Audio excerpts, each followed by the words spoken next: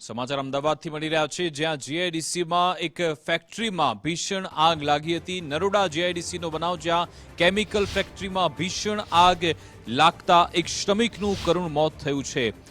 MSN intermediates કંપનીમાં શ્રમિકનું મોત થયું। બ્લાસ્ટ બાદ વધુ 4 શ્રમિકો ગંભીર રીતે ઇજાગ્રસ્ત થયા। બેન્ઝિન ટેન્કમાં ઓવરહીટિંગથી બ્લાસ્ટ થયો હતો। હાઇડ્રોજન ટેન્કમાં પણ આગ લાગતા અફરાતફરી મચી। પ્રચંડ ધડાકા સાથે આગ લાગતા લોકોમાં દહેશત વ્યાપી। ફાયર વિભાગની ટીમે ભારે જહેમત બાદ આગ પર કાબુ મેળવ્યો। ઔદ્યોગિક એકમમાં નિયમોનું પાલન ન થતું હોવાના આક્ષેપ છે। મૃતક શ્રમિકના પરિવારમાં શોકનું મોજું ફરી વળ્યું। પોલીસ દ્વારા ઘટના અંગે વધુ તપાસ હાથ ધરાઈ છે। કુલ 3 લોકોને ઈજા થઈ છે, જેમાંથી એકની મૃત્યુ થઈ ગઈ છે ડ્યુરિંગ ટ્રીટમેન્ટ અને 2ની ટ્રીટમેન્ટ ચાલુ છે। પ્રોટોકોલ મુજબ શું પ્રિકોશન્સ લેવાનું હતું અને શું નેગ્લિજન્સ થઈ છે એ બાબતે એફએસએલ અને ફેક્ટરી ઇન્સ્પેક્ટર દ્વારા તપાસ કરીને જે પણ રિપોર્ટ આવશે એને આધારે પોલીસ આગળની કાર્યવાહી કરશે।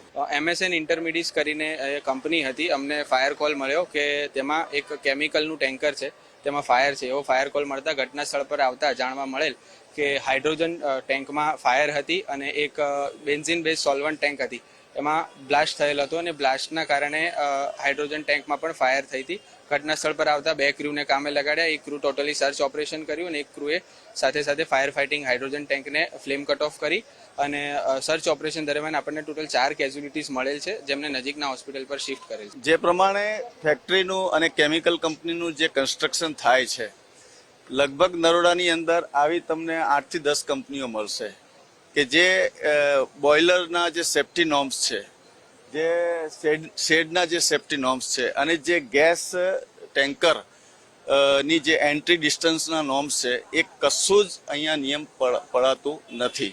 બીજું કે આ જે પ્રકારના ફેક્ટરી બને છે એની અંદર જે એક્સપર્ટ હોવા જોઈએ, કેમિકલના જે ગેસના અને એના પ્રકારે જે એમની ફાયરના અહીંયા બાટલા રાખવા જોઈએ કે ઇમરજન્સી જ્યારે બોઇલર ફાટ્યો છે ત્યારે અહીંયાથી 4 કિલોમીટર સુધી પણ અવાજ સંભળાયો છે।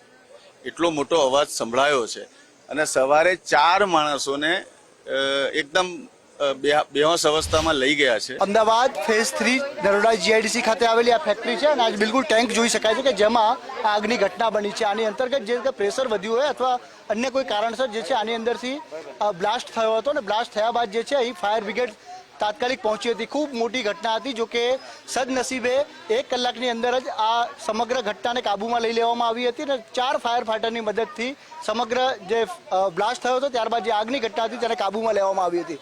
4 જે કર્મચારીઓ હતા તેઓ ઇજાગ્રસ્ત થયા છે, તેમને હોસ્પિટલાઇઝ કરવામાં આવ્યા છે, પરંતુ ખૂબ મોટી ઘટના છે। હજુ પણ જે છે અહીંથી આ જે પોઝિશન છે તેને હાલ કોર્ડન કરવામાં આવી છે અને સમગ્ર જે પ્રક્રિયા છે તેની ઉપર હાલ ધ્યાન રાખવામાં આવી રહ્યું છે। આજે હાઇડ્રોજન લીકેજ થયું હતું તેના કારણે આગની ઘટના હતી અને હજુ પણ જે છે અહીં ગંભીર પરિસ્થિતિ થઈ શકે છે એવું એક્સપર્ટ્સ માની રહ્યા છે। એટલે અહીં આ વિસ્તારને હાલ કોર્ડન કરવામાં આવ્યો છે અને 4 ઇજાગ્રસ્તોને હોસ્પિટલાઇઝ કરવામાં આવ્યા છે। કેમેરા પર્સન ગજરાત સાથે સંજય જોશી, ગુજરાત ફર્સ્ટ, અમદાવાદ।